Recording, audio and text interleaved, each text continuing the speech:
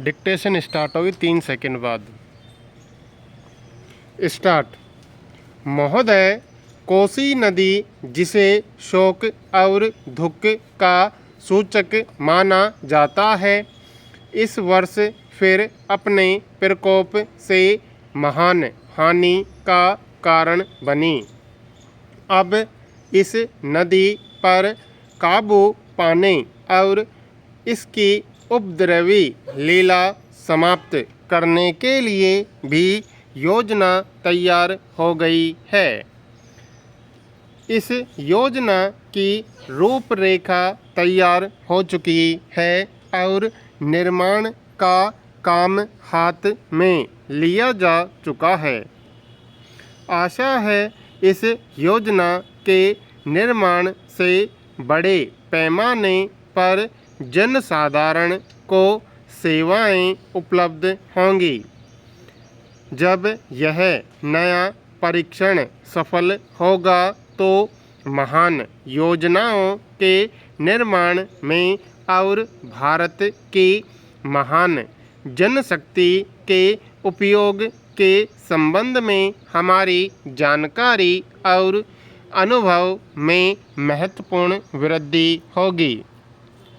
औद्योगिकरण के क्षेत्र में उन्नति, उत्पादन में और अधिक वृद्धि और भारत की प्रति व्यक्ति आय में वृद्धि विचाराधीन वर्ष की कुछ महत्वपूर्ण बातें हैं।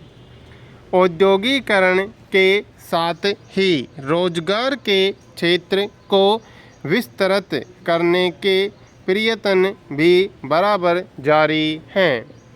कुटीर उद्योगों और घरेलू धंधों को प्रोत्साहन देकर औद्योगिकरण और रोजगार में समुचित संतुलन स्थापित करने का प्रयास किया जा रहा है।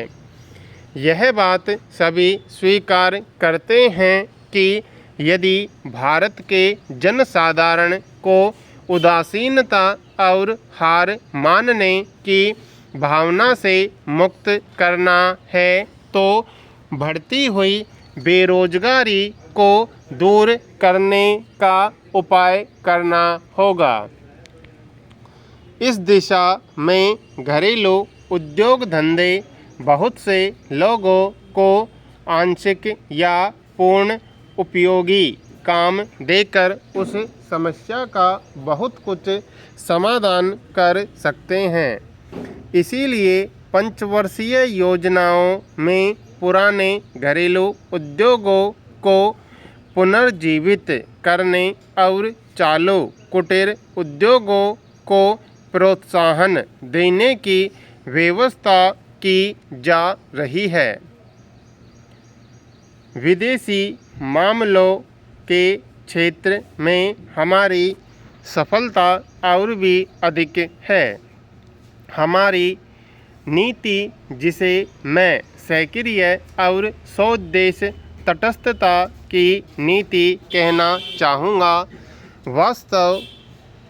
वास्तविक व्यवहार में किसी भी देश अथवा यहाँ के लोगों को अपना शत्रु न समझने की नीति है।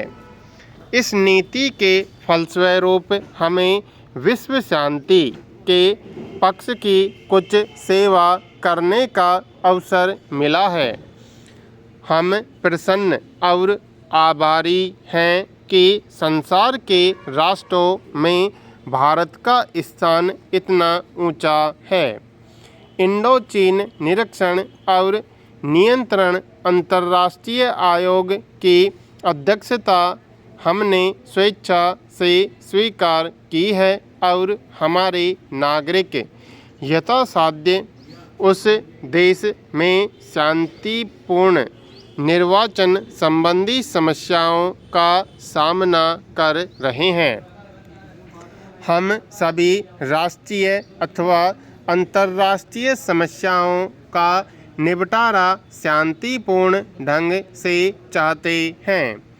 मुझे बहुत प्रसन्नता है कि भारत में फ्रांसीसी बस्तियों की समस्या शांति और सद्भावना के वातावरण में सुलझ सकी है। शांतिपूर्ण प्रणाली की सफलता का वह एक महत्वपूर्ण उदाहरण है।